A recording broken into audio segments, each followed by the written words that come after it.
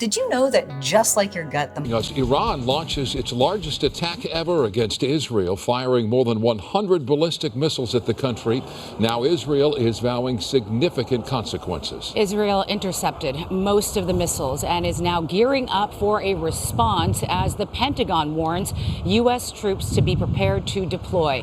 KTLA's Gene Kang joins us live in the KTLA News Center with the very latest. Gene? Hi, Mike and Cher. Prime Minister Benjamin Netanyahu says in his own words that Iran made a big mistake tonight and will pay for it. President Joe Biden and other top U.S. officials confirmed they'll coordinate with Israel to respond to Iran's missile attacks, urging world leaders right now to condemn this act of retaliation. A barrage of missiles in the skies over major Israeli cities as tensions reach a tipping point. 3 Israeli military bases near Tel Aviv were targeted. Iran's Islamic Revolutionary Guard Corps claiming they had launched the attack.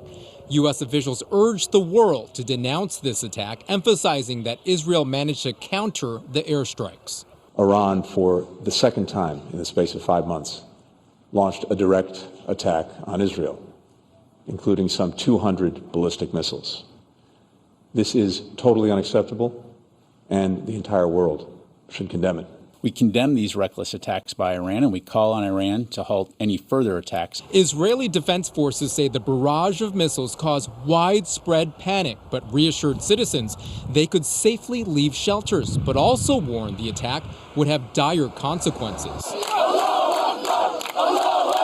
People were seen in Gaza celebrating the attack on Israel. Of course, do not want to see a wider regional conflict. You've heard us say that many times, and we'll continue to work towards that end.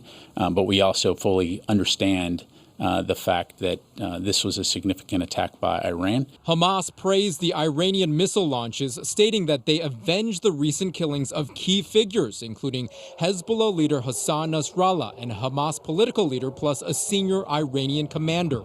The attacks taking a focal point on the campaign trail.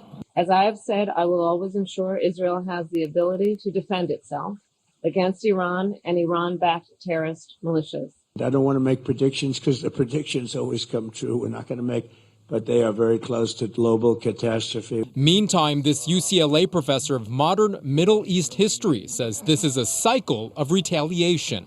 Very likely what happened was that the Iranians wanted to send a message to Israel.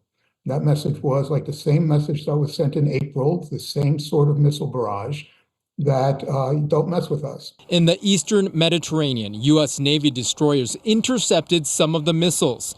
This follows a similar operation in April, where U.S. naval forces shot down several Iranian missiles aimed at Israel, increasing the risk of a multi-front conflict. Both sides have their red lines, which I'm not privy to, that would escalate this into a major confrontation.